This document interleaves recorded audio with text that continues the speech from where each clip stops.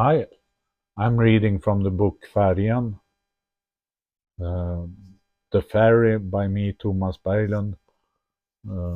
We are on the 16th episode. Girls who do strength training can have amazing bodies. Now I haven't seen anyone at the gym in a long time, but I know that girls with muscles can look very good. It's possible that it's mostly guys who work out at the gym I've chosen, but then that's how it is in such case. Then I have to live with that. First of all, I should worry about getting into the gym so that something starts to happen to my body, so that I start building muscle. You can watch inspiring workouts on YouTube, and then you should have good music. It's really different that we like to listen to. My cousin Tom used to play Rammstein. I usually have three different schedules or workouts that I go through the whole body in total, and so I can do 6 days in a row. Then I take the seventh day off. Rest is important, more important than you might think. Actually, I should have someone to train with, someone who will take me on a workout. It should feel important to train, valuable and important. Each workout is unique, even if the workouts are similar to each other. I usually try to have around 10 to 15 repetitions on each muscle group and exercise. I want to build muscle and muscle mass. If I only do 5 repetitions, I build strength the most, not for me. 15 reps is better. Then I usually get hungry from the workout. That makes me start eating more, preferably chicken and rice or sausage and macaroni. Protein-rich food is good. Chicken nuggets, not much sugar, almost no sugar at all. Cooked food is usually good, not much fast food. You can eat protein-rich food, meat and fish and poultry. Cottage cheese is good, usually. Then I usually start sleeping better when I work out. I don't know how it happens, but maybe the body feels good from the movement and the muscles getting to work. I usually notice a big difference when I sleep. I need less sleeping pills and less pills for insomnia. Next chapter, shopping for food. I have had hard time getting out and about and shopping for food on my own. It happens, but I usually get my mom to help me shop at the same time. Then it's like I roll into the grocery store completely, naturally. She does her shopping, though much longer than it takes me, but it's definitely worth it. It just to get into the store and get started. I've started to learn how to juggle things so that it works. I can't help but benefit from my mom's good mood when it comes to shopping. She thinks it's very fun, and for me it's the opposite. I would have preferred to never shop at all. We're so different.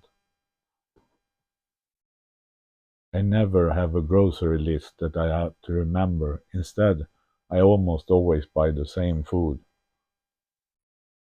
It's a bit boring, maybe, but it works for me, and I get home the food that I'm used to and enjoy. Sometimes it happens that I miss food, a food that I always have at home, but then I don't repeat my mistake the next time. It's so imprinted in the cerebral cortex. Don't repeat it, and I don't repeat it next time. Everything will come together. I can make a few exceptions if there's something that's particularly cheap, otherwise I stick to the products that I usually buy. I'm out of food at home, it's just a matter of accepting it. And I'm not someone who likes to go shopping. I'd rather have someone to go with. For example, my mom. Someone to drag me into the store Once I'm there, it kind of happens by itself. I walk around and blip with the self scanner. But what's so hard about going to the store? I don't know. Is it some kind of agoraphobia or a fear of public places? Can it be connected to some general anxiety that I have? Maybe it's all part of the same problem. Maybe it's not anxiety here and there, but one and the same anxiety that has spread. I have problems with lots of different things. I got help from Mom to go shopping. It went well, but I forgot the Piggeline ice cream, which is a shame when you're going to bed. It's become a habit to eat one or two Piggelines before I close my eyes. I don't know how it got there. Maybe a little sugar there feels good when you're starting to feel the most tired in the evening. Maybe I perk up a little. It feels like ice cream is invigorant, uh, invigorating. Piggelin tastes like all the flavors at once. Can it be called tutti frutti? It's also important how you eat the ice cream. Do you choose a big bite or big or small pieces? Or do you just suck on the ice cream? Ice cream is good, really good.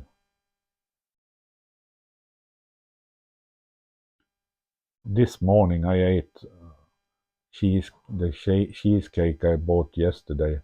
It was delicious. I was pretty full. Also, I can think I can stand it for a good while. Then a good shower from head to toe. It's nice to clean yourself properly. Aren't I a little more alert today? I think so. I should have had a yardstick to make it easy. But I have to feel and grope.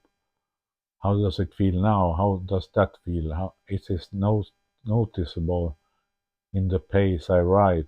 If I write quickly and easy, I'm on the upswing, and if it's slow and difficult, I'm having a bit of slower and more tired day. It's like you can tell it goes away from on its own and have to put in the energy. When I just learned to self-scan, I was checked a few times. It's called reconciliation. Someone from the staff comes over and checks that some of the items and their quantities are correct. I've never experienced someone checking the entire grocery cart, but it's perfectly okay to have a reconciliation. You feel a bit spied on, but that's probably not the case.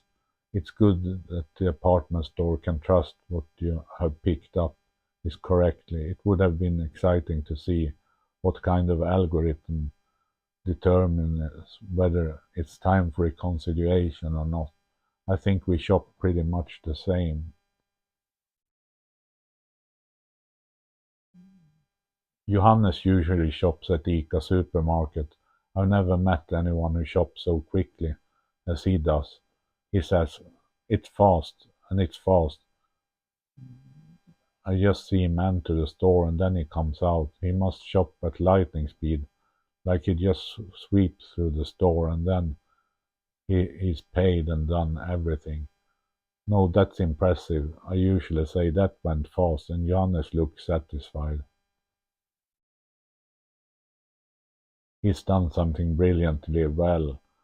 I probably could have disappeared for an half an hour in the store, but he knows what he wants and where it is in the store. Bang, boom, sure, yes. He really sweeps through. I think that some shopping for food is almost as boring as going out and walking, and I can feel watched when I'm shopping. It's like I'm in a bubble that others can look at. Now he does this and now he does that. I understand that everything is in my own head. No one cares who I am or what products I choose. It really has nothing to do with paying and being boring. What I don't have to do now with self-scanning is that it doesn't matter if I shake. No one sees anything. You don't stand in the line in the same way. I have to have food. I can't do without food. Maybe I should have it delivered. We'll see. Previously, when I paid the cash register with a card, it suffered from this because I was shaking. I would shake the card and insert it into the payment machine. Then I would shake. It was it, it when it was going to press the code. Sometimes I had to ask the cashier to enter the code. Once it happened at OKQ8 back at the home village. I was so shaky that I couldn't enter the code. He happened to be the manager and the gas station who checked me in. Um, I wasn't embarrassed. It took me so well. No one wants to stand and shake in front of the other customers. You can feel like a freak. What's wrong with that? A lot of psychology. The whole thing about swiping the card has improved the situation. But how expensive food has become. A package of queso has gone from 17.90 to 27.90. Uh,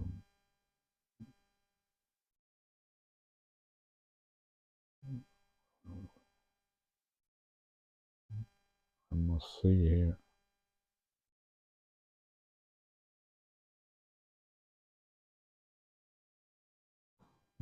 To 27.90 Swedish kronor at a short time. A bowl of Bregott is up 60 kronor to 60 kronor.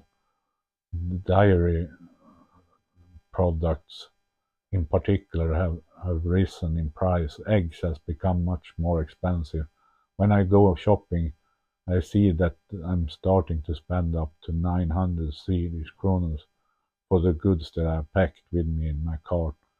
750 or 1,000 Swedish kronor for a round of food. What is that is pulling me away so much? I always buy sugar-free soda.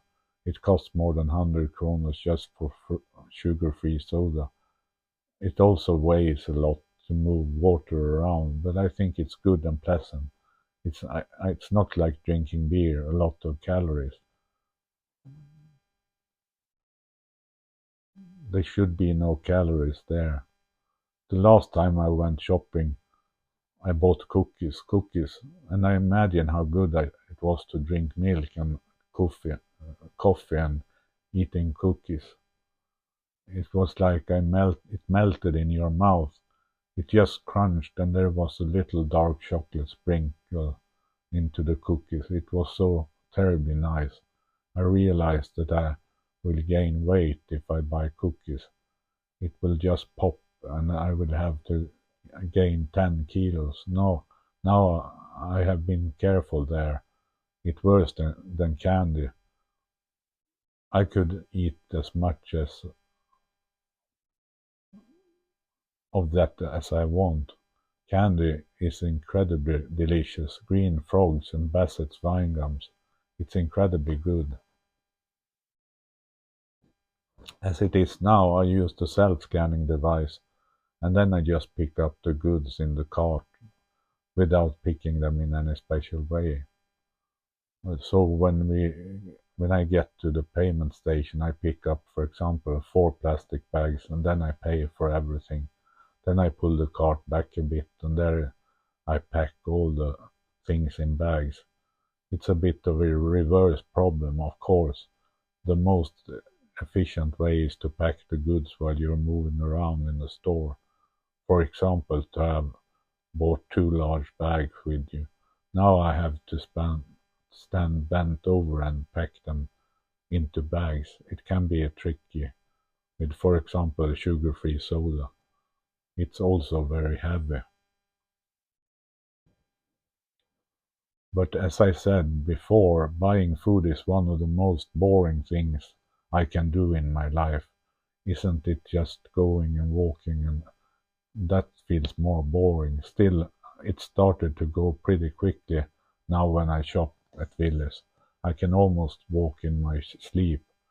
The bread, cold cuts, juice, dairy, frozen food, canned goods, drinks, ice cream, and then suddenly it's over. You sometimes see the same face working in something specific on the floor. A blond guy usually works with cold cuts and dairy products, but now I haven't seen him for a while. Oscar is going to try to find a job at the grocery store in Peter. I hope he gets the job and enjoys it.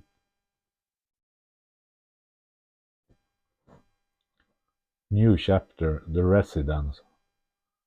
The staircase in Älvsbyn connects 5 homes, 3 floors and a storage room and a basement.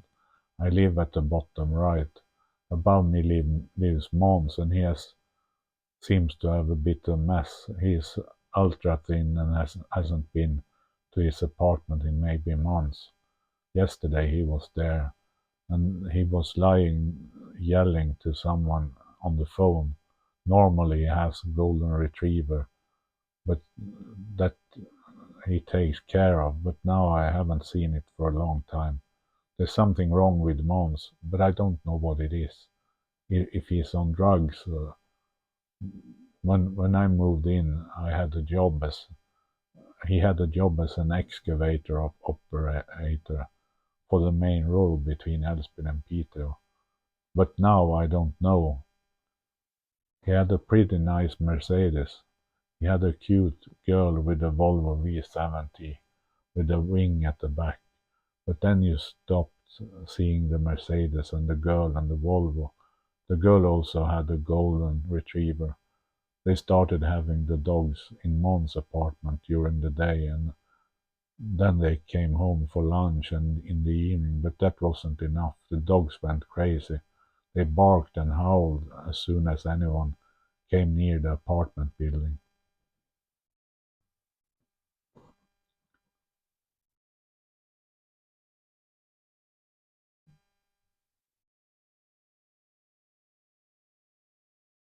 And it was sounded like when someone came into the stairwell. I called Måns' employer to find his mobile number. I don't know what role I played, probably and hopefully it's a minor role. The caretaker at Älvsbybo thought the dogs were too lively.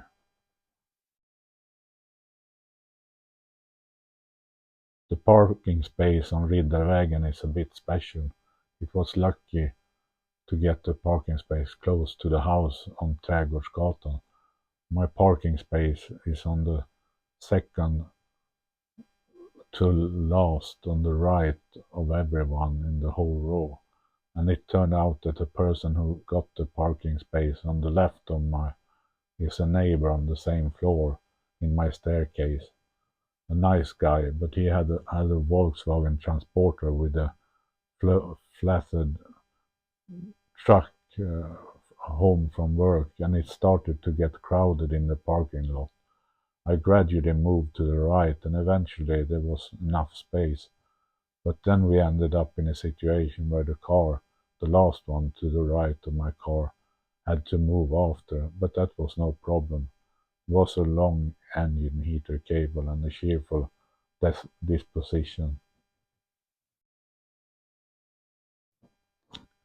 Now, however, my neighbor seems to drive a Volkswagen Jetta instead of the Transporter, and it's home quite often. It strikes me that may have changed jobs. He usually used to be away in the morning and came home late at night, but now the Jetta is there most of the time.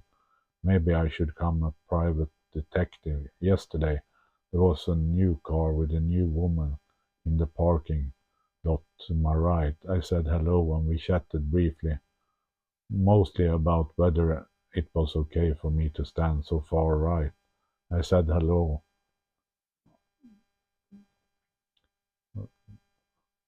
in the parking space. No problem, she thought so. She had no long engine heater cable. She had a long engine heater cable. I never had time to think of her as a woman, but she was very nice.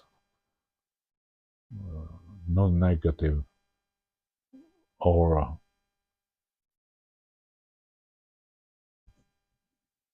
That was the 16th episode.